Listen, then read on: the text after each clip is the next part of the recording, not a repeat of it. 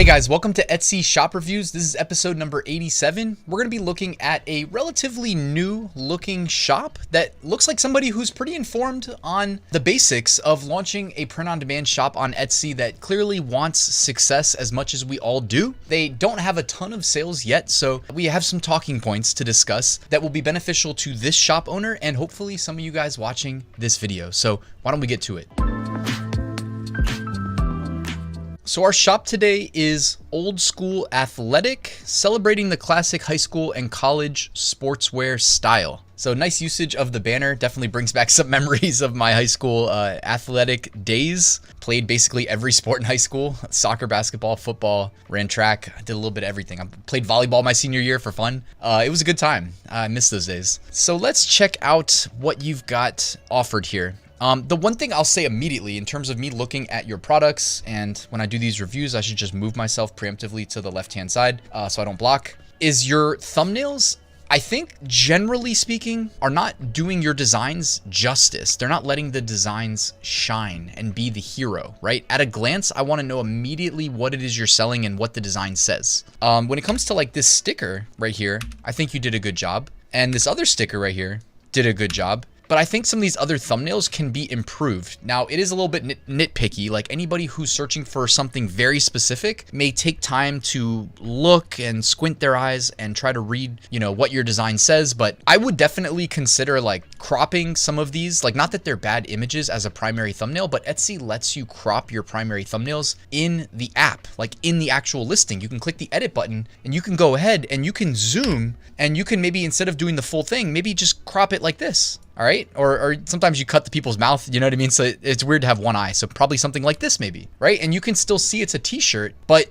it also lets the design occupy a lot more of that thumbnail than if we, kind of look at it as is, where it feels like you almost have to squint to read it, right? Also, just a random thing that like you're selling on, it looks like a sport gray almost shirt, like an off-white, light gray, silver shirt. I'm not trying to tell you what to do and how to run your shop. It just seems like that's not very common. So I don't know if that was something like intentional, if maybe you think your designs are like better framed on those color shirts, but like you typically will either see like black shirts or white shirts. And if it's going to be some color in between, it's for a reason, because it fits the niche. Now the sport gray that you've got, or what, I don't know what to call it, like silver. Some of them look darker gray than the others, but I'm pretty sure it's probably the same color. Yeah, it's just kind of random. But anyways, it looks like you're using some service for mockups, maybe Placeit, I don't know. The mockups can be, that can be great, but you may need to crop them. Again, you may need to zoom. Okay, I know I already said that, and also it's kind of weird. It looks like you made a single design template.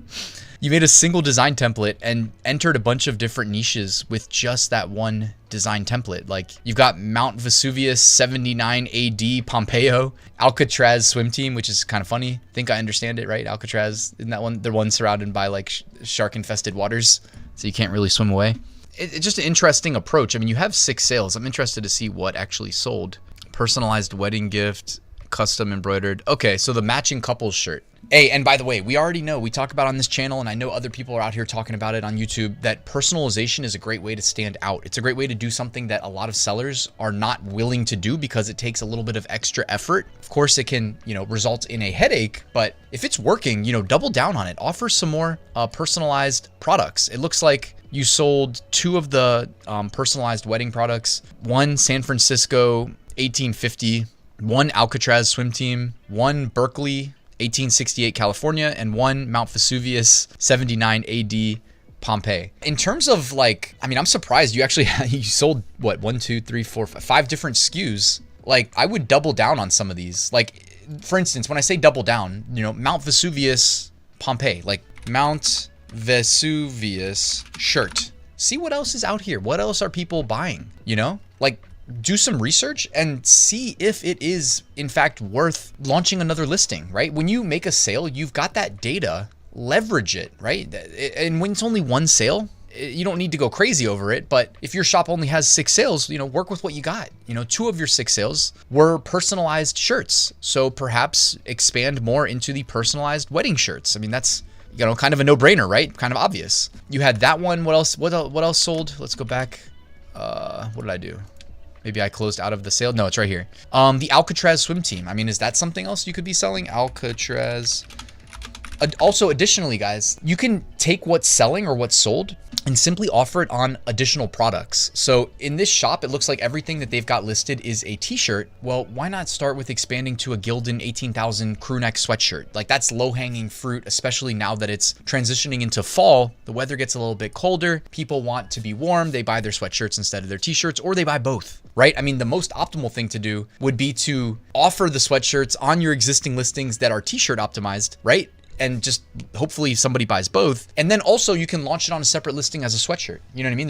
There's no rules against that on Etsy, right? Alcatraz swim team, what else? It looks like, okay, this is actually a niche. So congrats on stumbling upon this niche. Maybe launch another product in here, you know what I mean? A different design in that niche. But since your entire shop is dedicated to a single design style, I'm guessing you probably wouldn't do that, right? You'd probably not do that. Looks like you have a custom sticker here too. So credit where it's due. Personalized wedding sticker here. So it looks like, you know, you're on your way. It's going to be the fourth quarter here. I mean, it is the fourth quarter. Hopefully you see an uptick in sales. I think, you know, there's definitely some improvements you can make. I also recommend, generally speaking, I'm more a fan of running a sale and not offering free shipping. That way your list price that we see, you know, here on your shop, but also in search results is lower. That will help you compete with the people that you're being displayed next to. You know, imagine if you're charging 25 bucks for a shirt and the customer who doesn't know any better about how shipping works sees your competitor charging $15, right? And then they're gonna end up paying, you know, whatever amount for shipping at checkout, you know? So I am a fan of charge them shipping. You can opt into the Etsy free shipping guarantee, by the way, on $35 or more. And then you could, you know, advertise that in your listing images somewhere, right? You can